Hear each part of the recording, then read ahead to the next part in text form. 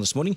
Radio Live's Rural Exchange program with Carter's Tyres, 5 till 7 a.m. Saturday and Sundays. And joining us now is co-host Sarah Perham. Hello, Sarah. Good morning, Duncan. Nice to have you on the program. We're talking about animal feed. Oh, feedlots, and there's been a lot of talk in the news about the misunderstanding of what is a feedlot and associating it with winter grazing, which is break feeding. And this is sort of a new management practice that's come in the last, I say, decade at least, that has the utmost animal welfare at heart, about getting the animals a full nutritious diet, as opposed to just foraging and grazing where they wouldn't get, and keeping them off the paddocks and pugging in winter.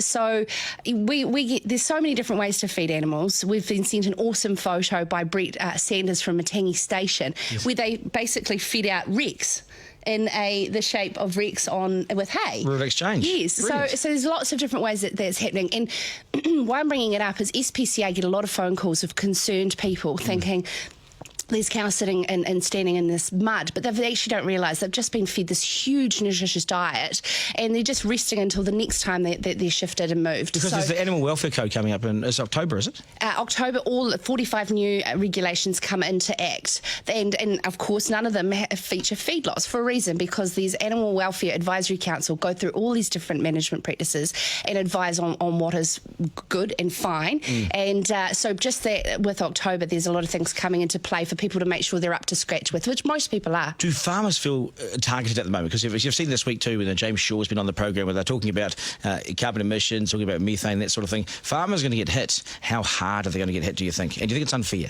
Well, farmers are targeted every day. That's why we've got enough content for a rural-specific show, Duncan. Yes. But and the carbon emissions are still very uncertain in terms of calculation. I've seen an email from the Productivity Commission to say there's a lot of numbers being bantered around and saying it's going to cost farmers X amount, and they're saying, hey, it's too early days to say. The government still hasn't made policy on that. So it will be included, I believe, at some point. It's just how. And also, again, I'm just going to keep saying that we need to talk net than gross emissions. Yep. Good on you, Sarah. Appreciate your time, Sarah Perham. Rex, a co-presenter, 5 till 7, Saturday and Sundays with Carter's Tyres.